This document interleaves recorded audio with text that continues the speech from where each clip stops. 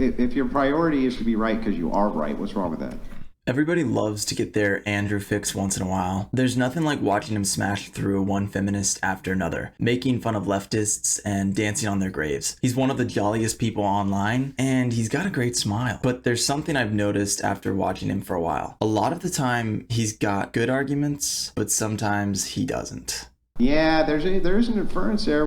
As long as things stay in the realm of sense and perception, Andrew is close to unstoppable. But when we shift into deductive reasoning, it gets a bit shaky. Don't get me wrong, the guy understands Logic 101, and he knows how to run circles around leftists. It also doesn't hurt that he's quick-witted, but I can't unsee all the times Andrew fumbled when arguing certain points. Like this one time when he debated a college feminist. The things I want to see different in the world are because I want to see them different in the world. And then that would require force. So relativism will reduce to a force doctrine. But I'm curious why Christian ethics wouldn't also reduce to a force doctrine. Well, the Christian ethic can make a determination between an is and an ought. So we would make the ought claim that you should not utilize force for what we would consider oppression, which is hardly patriarchy. That's not oppressive. But yeah, we would make a justified moral claim. And that's how we would move forward in a moral conversation or in not. But from your case, it's total and complete relativism. And you know it's relativism. Whatever worldview you come up with, absent religion, is going to reduce to relativism. And so we're just going to be right back to force again. In this part of the debate, Andrew and this chick are talking about Christian ethics and relativism. Andrew explains that relativism always reduces to a force doctrine, basically the idea that socially constructed rights ultimately come down to physical power. The girl asks a really good question. Why doesn't Christian ethics reduce down to force doctrine? This tiny, innocent question was so much better a response than she probably even realized. Andrew replies that the Christian ethic can distinguish between an is and an ought, that it can make a justified moral claim. It moves on pretty quickly after that, steering the debate back toward force, which is fine. But I want to zoom in on that statement, that Christian ethics can make a justified moral claim. Here's the issue. What Andrew said is false. Let me explain. Justification for Christian ethics is one of the most hotly debated topics in religious philosophy. And spoiler, it absolutely hasn't been solved. To justify Christian ethics, you need to meet 3 criteria: metaphysical justification, epistemic justification, and normative justification. Metaphysical justification is about the ontological foundation. Does the Christian God actually exist? Well, putting faith aside, no, there's no certain evidence that he does. There is certain evidence for a first mover, but that can't be deductively linked to the Christian God. Epistemic justification is about how we receive knowledge from God. How do we know reliably what he commands? Most Christians point out to the Bible or the church. But both of these are heavily debated and, more importantly, uncertain. Then there's normative justification. Even if God exists, and if we know for sure what he wants, why should we obey him? Some people say it's self-evident. He's God. He created you. What he says is good. But that's not justification. That's an appeal to power. Andrew didn't really answer her question. He tossed out some philosophical buzzwords the girl clearly didn't know, then moved on. I know the debate was headed back toward force anyway, but if they'd stuck to that thread, I'm not convinced Andrew would have had the kind of airtight philosophical proof that he claims. Later in the debate, they move on to a new topic: objective truth. And if there is a standard for objective truth, an invariable standard which you cannot move away from, right? From your perspective, when we're talking about the laws of logic, you say these are true. Can you justify why we ought to use them?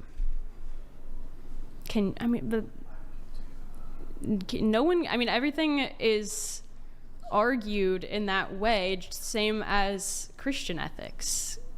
Can you justify why we ought to use Christian ethics?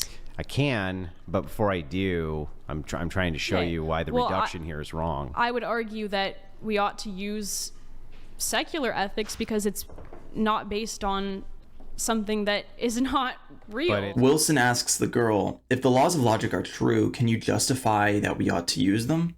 That's a really good question. He's asking her a normative question, not what is, but what ought to be.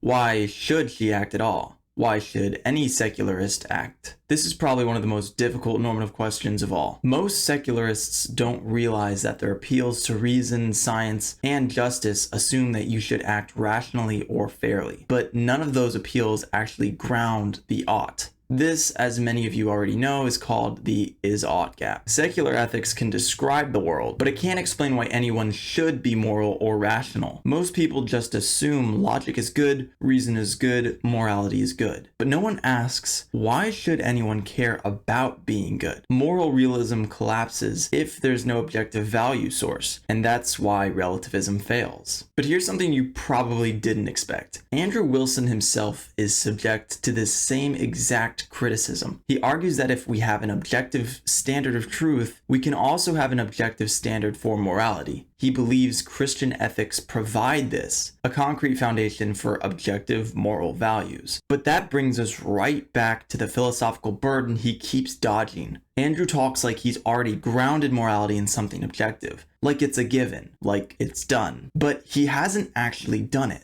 In fact, I'm willing to bet that nowhere in any of his content has Andrew deductively grounded objective morality in Christian ethics. Because if he had, he would have revolutionized philosophy forever. Now pay close attention, because this next part is arguably one of the most important takeaways of this entire video. I mean, that's all well and good, but in reality, there's a sense of like moral intuition. And how can you say that? Intuition. How can you say that like an intuition is wrong? Everybody doesn't have the same moral intuitions. No, but I think there are certain things that are like necrophilia. If we all had the same moral intuitions, and you think that therefore those are the right morals. Not everyone has the same, but I think there are general things that we can agree on, and there's always going to be people who. Then why do we need feminism if we're all just moral people based on our intuitions? Well, I didn't say that feminism was a moral thing. I didn't say that feminism was morally So is it right. immoral? No, I mean, it's not concerning morals. It's not concerning morals? No, I think it's concerning the way. So egalitarianism isn't a moral position? No, I think it's. I mean, if you're, it's what. Well, I don't like not being treated equally. You don't like it. Yeah. Right, and we can reduce your entire moral epistemology down to I don't like it, right? No. No? No. So what like can I we said, reduce it down to? I mean, intuition? my personal, I would say it's a combination of intuition, my experiences of the world, and my ability to think and reason through But we things. all don't share the same intuitions, right? In this segment, Andrew exposes the true foundation of the feminist's moral worldview. She doesn't like being treated unequally. Andrew boils it all down to, I don't like it. And you know what? He's absolutely right. But here's the problem. Andrew treats that like a win. It's not. Because he's not saying anything groundbreaking. And more importantly, his own worldview is built on that exact same justification. Let me explain. All worldviews, at their root, are built on the exact same principle. I don't like it. That's not an opinion. That is a fact, because of the egoist axiom. The egoist axiom states, agents act on their strongest value at the time. You might be thinking, this is stupid. You're dumb. People aren't all selfish. Go unalive yourself. But while I go do that, I want you to think for a minute.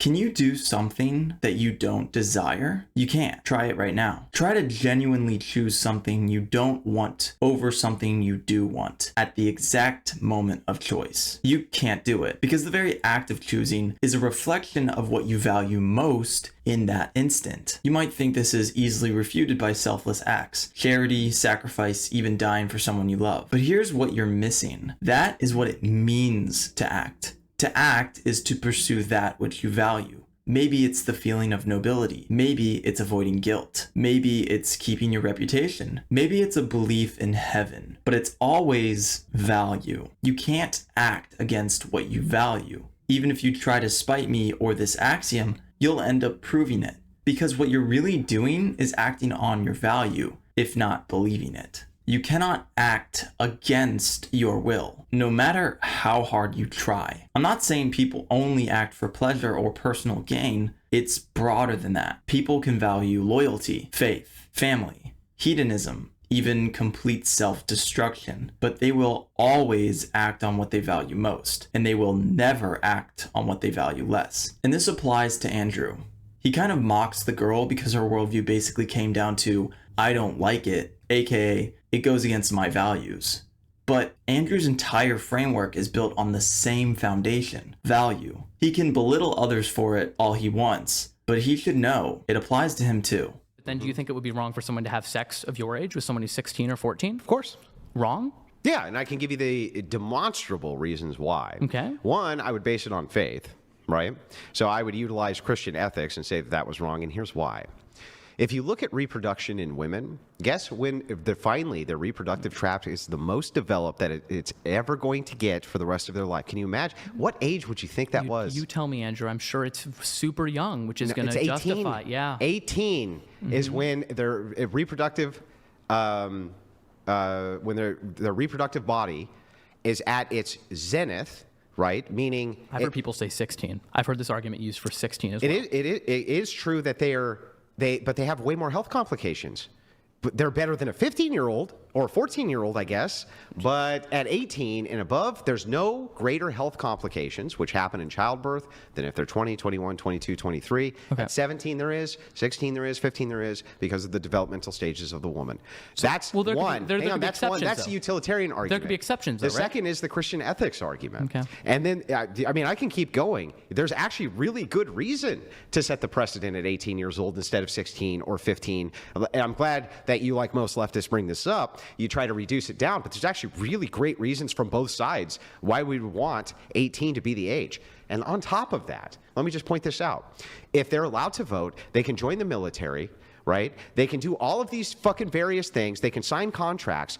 But you say that they can't date somebody who's 40 or 41. Hang on. Can't Hang is on. different than should. You say shouldn't. Can't. You say shouldn't. Shouldn't. But what are the negative outcomes? Here's another example of Andrew Wilson refusing to actually use Christian ethics to justify a legal stance, the age of consent. He's going back and forth with a feminist named Oliver, claiming it's wrong for someone under 16 to have sex with an adult, and that he can demonstrably show why. He says, 1. Faith or Christian ethics, and then immediately pivots to a consequentialist argument. Listen, I don't blame him for jumping to consequentialism, but he literally just said he was going to use Christian ethics, and then he didn't. Instead, he talks about reproductive development and civic inconsistencies. Now, to be fair, he does say this is the utilitarian argument, but after all his reasoning, he still never uses Christian ethics. And that's the problem. It's not that he's using secular arguments, it's that I never actually see him use ethical argumentation, at least not deductively grounded in the worldview he claims is objective.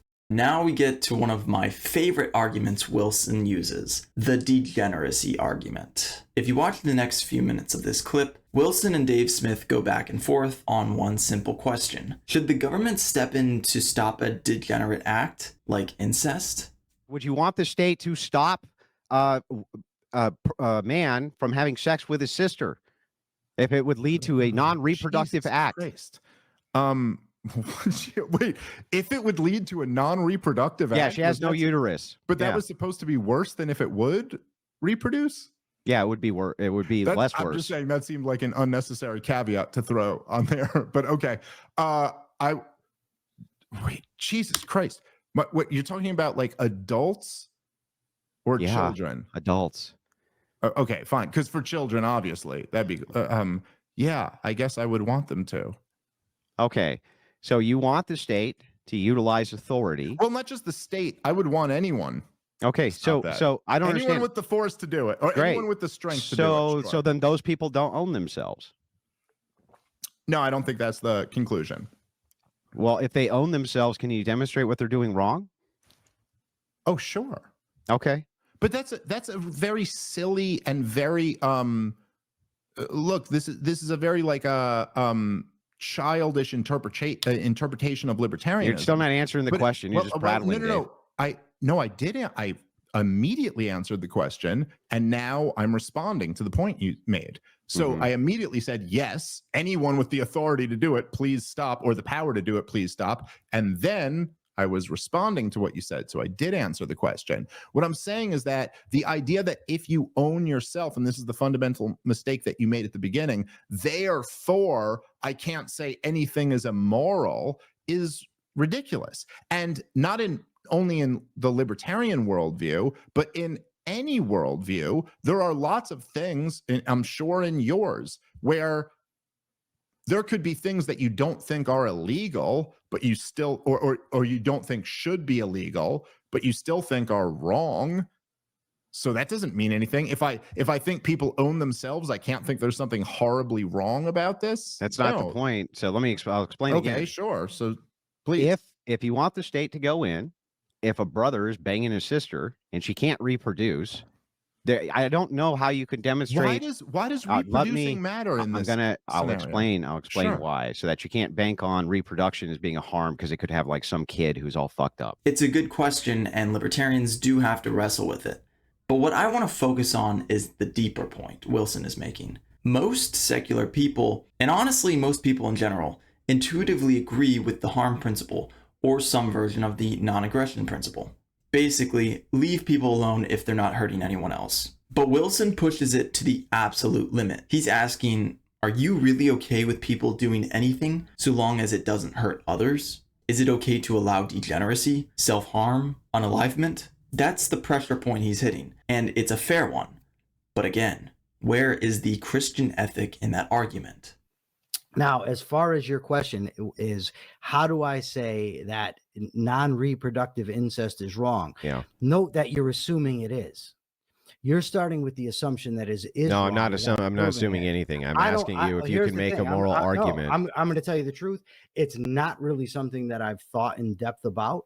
If you're talking about a brother, why? How can all of you fall prey to the same argument every time? Can you tell me why? Can you make a single argument from your worldview for why non-reproductive incest is wrong, or can't you? I didn't say it was wrong. I said I don't know. So is it wrong? Is it wrong? I don't know. You don't know if non-reproductive incest is wrong? No, I haven't thought about it. Yeah, because you haven't thought. There's a lot of things in life I haven't thought about. Wilson asks the same question here to an objectivist. And once again, the answer is avoided completely. And it makes sense why. This question is a trap. When Wilson asks if it's wrong for a brother and sister to have consensual intercourse, he's not trying to explore the boundaries of ethical theory. He's asking because he knows his opponent likely won't answer it. Here's why. If they say it is wrong, he'll ask why, waiting for an answer like morals and stuff, or it's icky. And if they say either of those, he'll laugh. If they hesitate, stammer, or say, I don't know, he'll laugh. And if they say there's nothing wrong with it, he'll call them insane, say their worldview is absurd, and then he'll laugh at that too. Either way, he claims moral victory by implication. Now, to be fair, Wilson sometimes debates in good faith, but other times it's all about landing a gotcha. And this question is a classic gotcha, because Wilson doesn't accept any answer. Well, except one, Christian ethics. But, and this is key, Wilson hasn't grounded Christian ethics yet. He still needs proofs, evidences, justification. Otherwise, he's on the exact same level as the relativists he's laughing at. He has just as much philosophical grounding as they do. His argument is basically, I feel it's wrong. I believe God said it's wrong, so it must be wrong. But Wilson hasn't proven anything. All he's really said is God says it's wrong. But in order for that to carry any weight, he needs to prove God first. And here's maybe the funniest part. If you've watched Wilson, especially on the Whatever podcast, you've seen him laugh at girls when he reduces their moral arguments to, it just feels icky. But that's his entire argument against degeneracy. He's laughing at them for doing exactly what he's doing. I don't think consensual adults in relationships are doing anything wrong. No. Never. Not if it's a consensual, loving relationship. Because there's no harm, right? Yeah. Yeah. Can you tell me then, sir, Brandon, I'm really curious about this. If your grandmother died and you dug her up from the grave and nobody knew about it and you had sex with her corpse, can you demonstrate for me the harm? She can't consent, so yes, that would be the harm. Wait a second. She doesn't need a consent. She's not alive. What? No. Why? Wait. What? Why? I think you're spinning yourself in circles here. My standard for sexual morality is that all sex has to be consensual. Can a tree consent? No, and I don't think you should have sex with trees. So then if you have a wooden dildo, that's a no-no in Brandon's world? I think that's a little bit different than having sex with a tree. But why is that different? I think sex toys and trees are different. Because it's dead, Brandon?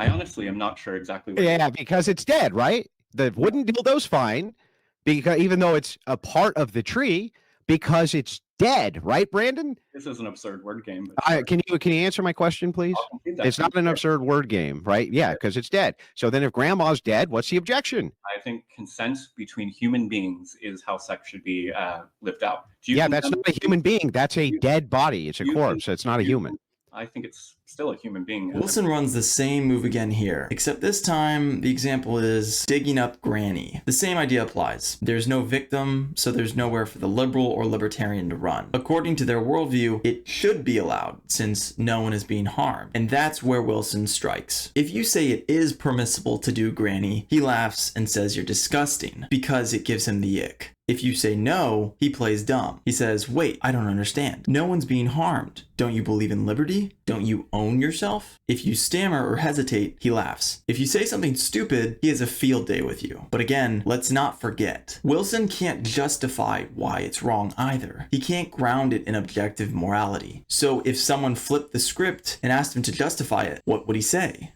He'd say, because it's against God's moral law. Fair enough. Now, go further. Why is it wrong in a justified objective sense? First, he'd need to prove beyond a reasonable doubt that God exists. Prove with certainty that he knows God's command. And finally, prove why we ought to obey God's command. Wilson can't prove any of these. He has no deductive evidence. Any inductive evidence has been debated for millennia and remains unresolved. So here's the uncomfortable reality. Degeneracy exists. It's gross. But gross does not equal immoral, no matter how badly you want it to. Just because something is disgusting doesn't mean you have the moral authority to declare it evil. But that doesn't mean we have to accept it. There are plenty of behaviors that are bad, but not immoral. Eating too much, drinking too much, being lazy, acting whiny, digging up grandma. You don't need violence to deal with these problems. You can punish socially. You can shame, reject, isolate, or persuade. Or if it bothers you that much, you can do something about it yourself. But what you can't do is pretend your feelings are the same as moral justification. Because morality, it isn't what about makes you gag. It's about what can logically be defended. The last argument I want to highlight is from a discussion between Andrew Wilson and P.F. Young, a guy who seems to enjoy perpetually sitting on the fence. I've got to hand it to this fence sitter. He does an incredible job in this discussion. In fact, I haven't seen anyone give him enough credit for how well he handled the back and forth. This actually proves, Paul, that his ideology is the one that falls prey to the problem he's criticizing us for. Mine does too, yes. As he believes he's the ultimate interpreter of something way bigger than anything I could ever claim. And that is that all outcomes for all people are good and which outcomes for all people are bad based on his subjective interpretation. Talk about a God complex, Paul. That is the ultimate God complex. I never said I was the ultimate interpreter of the Bible. I would. You would have to be. That. It's an entailment. I'm the ultimate arbiter of enlightened centrism. That's for sure. I'm the vice. Bro, it's an entailment of the position to say that you evaluate the Bible based on its outcomes. That would make you the ultimate interpreter. Yeah, but I'm aware of my infallibility. If I said I'm the ultimate one, who else could there be besides you? Well, when you put it like that, Andrew, maybe I'm inclined to think that I am the ultimate arbiter. Yeah, who else could? If play. You are the interpreter, and it's due to your interpretation that you can determine which outcomes are good and bad, you're the ultimate arbiter, Paul. I don't know what ultimate arbiter means. It means nobody else's subjective preference when it comes to the judgment of this can be better than yours, because you. I don't believe everything. That. Oh, you don't believe that? No, obviously. Then whose judgment is better than yours when we evaluate these outcomes? My fellow brothers and sisters of Christ. That's and how do you determine that they're correct? Okay, hold on. You're pointing out exactly the correct thing, which is I have the same problem that I accused you of having. No, but I don't have the problem, and I'm going to show you why. Do. Okay, hold on. Wait, but I just want to make sure that we get through this, right? How do you know, absent you being the ultimate arbiter? Paul, who's P.F. Young, digs into Wilson's belief about the church structure and theological epistemology. He challenges Andrew on how he knows which church denomination is the right one. Wilson responds with the same tactic he uses on moral relativists, the ultimate arbiter argument. Essentially, he says, if you don't submit to an institutional authority, you're arrogantly making yourself the ultimate arbiter of truth. He uses this line to support apostolic succession and ecclesial infallibility, i.e. the Catholic or Orthodox model. But here's the problem. He's smuggling in a hidden premise. The idea that being the arbiter of your own beliefs is inherently dangerous or absurd. It's a rhetorical sleight of hand. It's an appeal to ridicule. By laughing at the idea of personal epistemic responsibility, he's trying to make you feel it's foolish, without actually proving it is. He uses laughter to signal absurdity, but he never demonstrates any logical contradiction in being your own arbiter. And here's the irony. Everyone is. Even those who submit to a church do so because they've chosen to trust that church. They've used their own judgment to do so. Here's the trap Wilson walks into. You shouldn't trust your own judgment about scripture. You should trust the church. Okay, but why trust the church? And his answer is because scripture and tradition says so. Or he would just say because tradition says so. But I would ask, who told you that? The answer? The individual. You. You judged that scripture and tradition are reliable. So his claim collapses. The moment he asks you to submit to authority, you must use your reason to decide which authority to submit to. He's appealing to your judgment, to tell you not to use your judgment. And that's a performative contradiction. Let's say someone flat out says, yes, I am the ultimate arbiter of my beliefs. I use reason. That's not just a hypothetical, that's reality. No one escapes it. Even a pope must use his own reasoning. Even Peter had to interpret Christ's words. You cannot outsource cognition. Wilson's argument is fallacious. He's trying to shame people for using the very rational faculty that all interpretation depends on. Here's the truth. Every person is the final filter of what they accept as true. The question isn't whether you're the arbiter, it's how rationally you arbitrate. Authority can guide you, but it can't replace you. So yes, you are the final arbiter of what you believe, and so is everyone.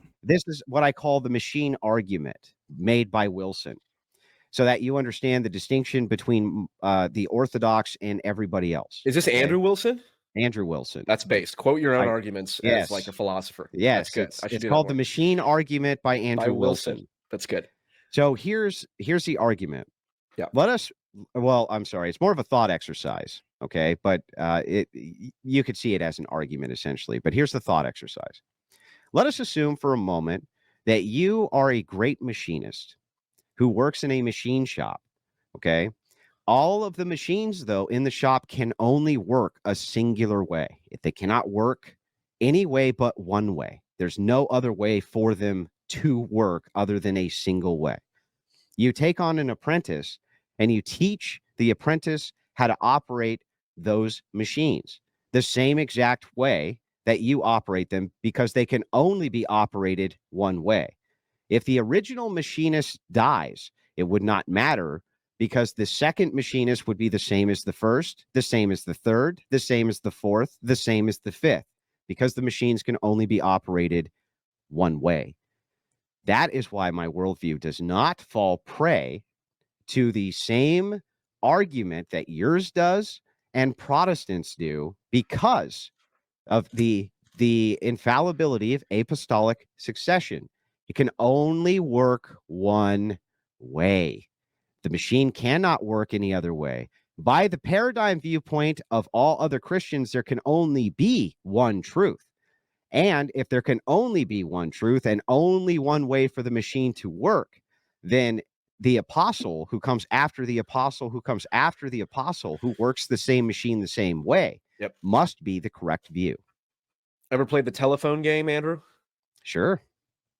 And what do you notice about the telephone game? Wilson also presents a thought experiment here, a little analogy meant to justify why the traditional church, Orthodox or Catholic, must be right compared to Protestantism. And here's how it goes. A master machinist sets up a shop. He trains an apprentice to use the machines exactly as he did. That apprentice trains the next, and so on. Therefore, the machines are always used correctly, even after the original machinist dies. So basically, apostolic succession equals equals doctrinal fidelity. Sounds nice, but it falls apart. The problem is that this is a false analogy. A machine shop is a closed system. Machines run on deterministic rules. Push a button, the blade spins. No interpretation needed, no theology involved. Theology and biblical interpretation, on the other hand, are open text systems. They require semantic judgment, historical context, moral reasoning, and above all, interpretation. Teaching someone to operate a lathe is not the same thing as teaching someone to interpret the mind of God. Machines leave zero ambiguity, and scripture leaves volumes of it. So the analogy breaks. Wilson assumes once the machinist teaches the apprentice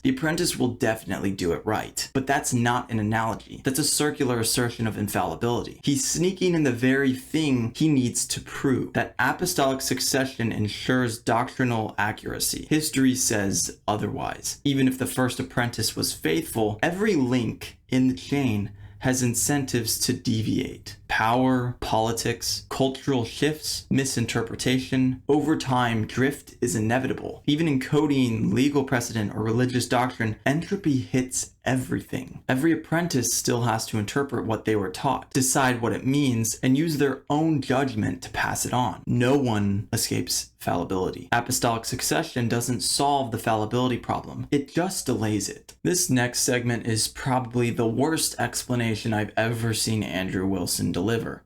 Andrew, how do I know which ecclesiastical authority is correct? Why are the Eastern Orthodox correct and not the Catholics? Because of I just pointed out to you. Apostolic Because succession. in the objective theory of truth, there can only be one thing which is true. The reason you have to concede that this is true is because of the law of excluded middle and the law of non-contradiction.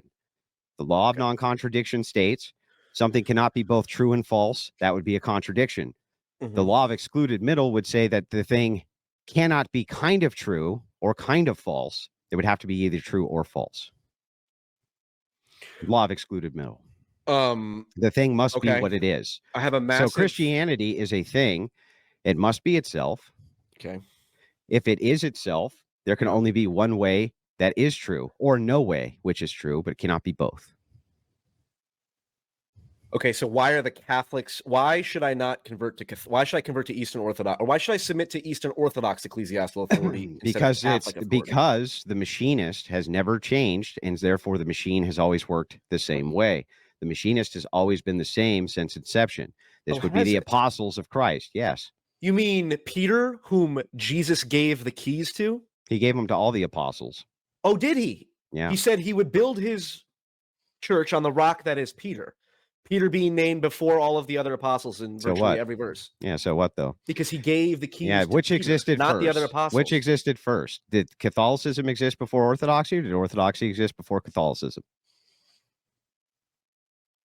I don't know. Not only did he answer the wrong question, but Paul tried repeatedly to bring him back on track. It's almost as if Wilson wasn't hearing the question. In his first response, Wilson invokes the law of non-contradiction and the law of the excluded middle to argue that only one church can be true. Now sure, these laws say a proposition can't be both true and false at the same time, but they don't help you figure out which proposition is actually true. Paul's question wasn't about logical possibility, it was about discernment. How do I know which church is the right one to obey? Wilson's response completely sidesteps that, and you can feel it. It's rough watching Paul squirm in his seat, waiting for Wilson to finish. You can tell he knows this is a non-answer, but he's doing his best to stay respectful.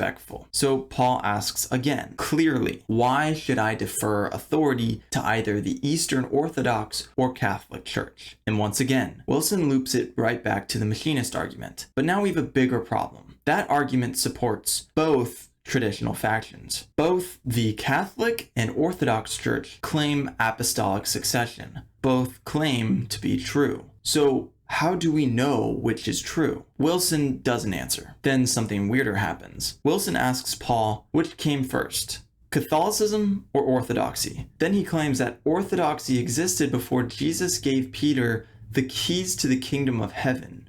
What? Did Wilson actually hear what Paul said? Okay. I am far from a theologian, but I did a little digging. From Pentecost onward, early Christians, Jewish and Gentile, saw themselves as part of a single unified church. They gathered in Jerusalem first, then spread throughout the Roman Empire, but they operated under a shared apostolic foundation. Yes, there was recognition of ecclesial authority based on regional prominence: Rome, Antioch, Alexandria, but these were seen as within one universal church, not separate institutions with rival claims. Orthodoxy and Catholicism didn't exist from the beginning. They emerged after centuries of theological dispute and split officially in 1054 at the Great Schism. So I have no idea what Wilson is talking about. The postmodern Protestants saying that Jesus is non-binary, that's also schismatic and heretical.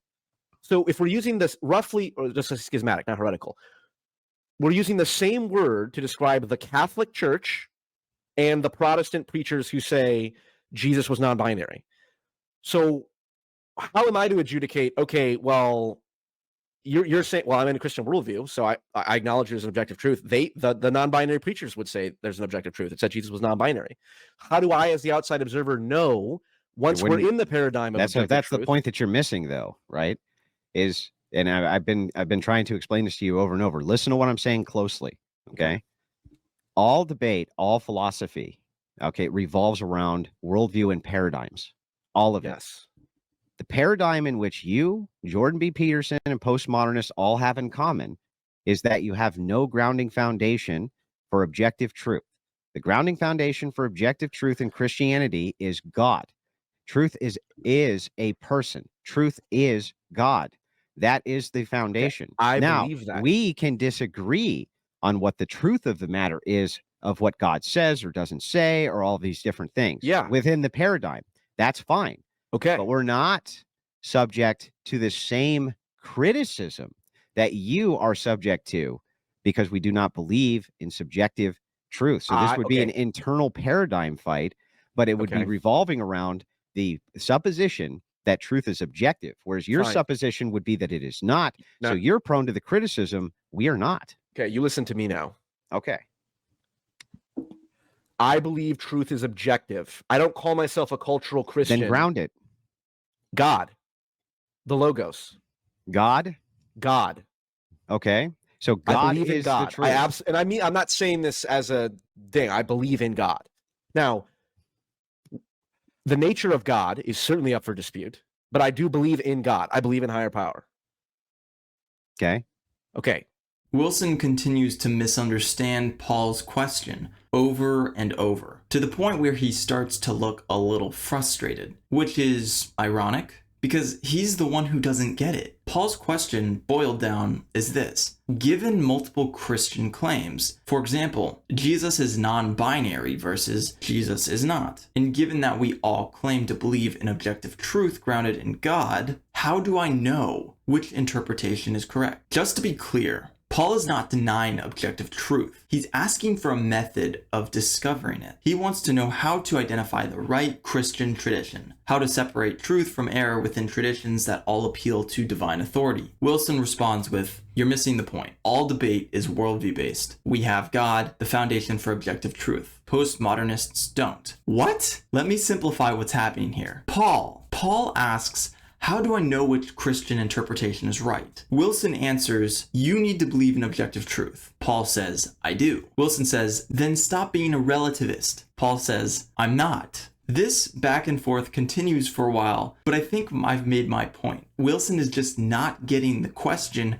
that Paul is asking him. Wilson then says something interesting. He claims, worldviews are what accommodate logical possibility. There are things within your worldview that are logically possible, which cannot be logically possible in my worldview. Logical possibility is determined by worldview. There's only one way to do logic, but what can be logically possible is going to be determined by worldview. I don't blame Wilson for mixing things up in the moment, but he's wrong here. Logical possibility does not vary by worldview. He's probably thinking of metaphysical possibility. Let's break it down. Here's the difference. Logical possibility equals, can the thing be conceived without contradiction? Metaphysical possibility is, could the thing exist in reality given the structure of the universe? Worldviews can affect what people think is metaphysically possible, but they don't alter logic. contradictions don't suddenly become valid because of your theology. The whole conversation between Paul and Wilson honestly irked me at times. I don't think Wilson's a bad guy, but sometimes he comes off as unnecessarily uncharitable. Paul seemed to approach the dialogue from a genuine place of learning, even admitting when he was unsure or flawed. Meanwhile, Wilson really seemed to enjoy rubbing it in Paul's face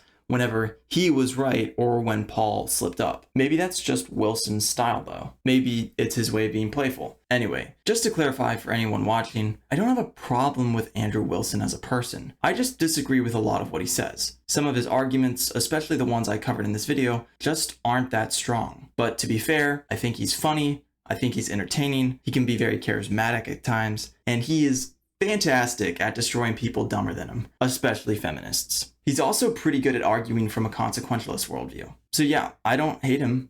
I just think his more deductive or philosophical claims need some more pushback. And for anyone from Wilson's audience coming after me, at least consider the arguments I'm making. That's all I'm asking. And that's all I've got. This is your friendly neighborhood anarcho-anti-communist signing off.